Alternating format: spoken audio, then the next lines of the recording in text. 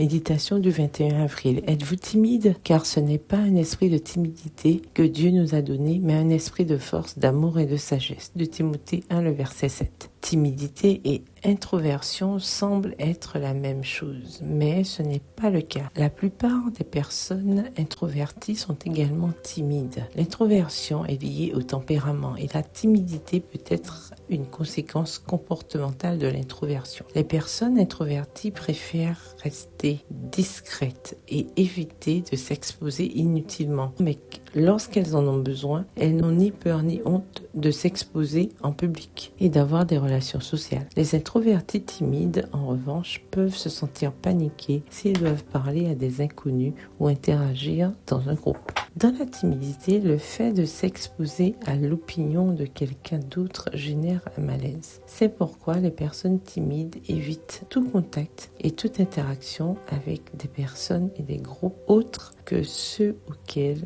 elles sont habituées. Certaines personnes timides évitent de parler en public parce qu'elles sont gênées d'être la cible de l'attention. Elles craignent peut-être de se comporter de manière inappropriée et d'être mal comprises. Il est compréhensible qu'il soit difficile pour ces personnes de prêter attention à quelqu'un alors qu'une activité corticale intense leur cause une certaine douleur et une grande angoisse. Une situation plus critique de la timidité est la phobie ou l'anxiété sociale, qui est la peur pathologique de la critique, de l'exposition et des interactions sociales. Ce cas nécessite un diagnostic et un traitement. Si vous ne vous identifiez pas seulement à l'introversion, mais que vous êtes replié sur vous-même ou gêné par les interactions sociales et l'exposition, vous êtes probablement timide.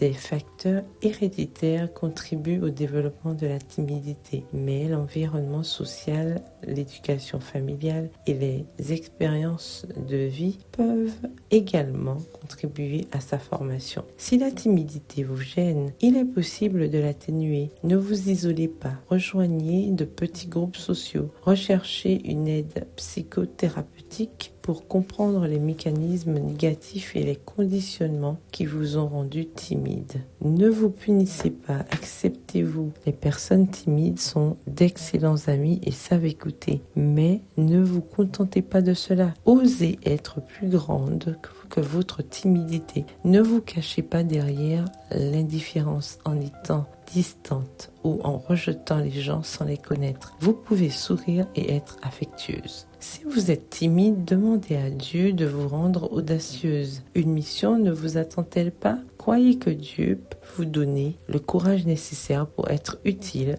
à son œuvre. Bonne journée, que l'Éternel vous bénisse.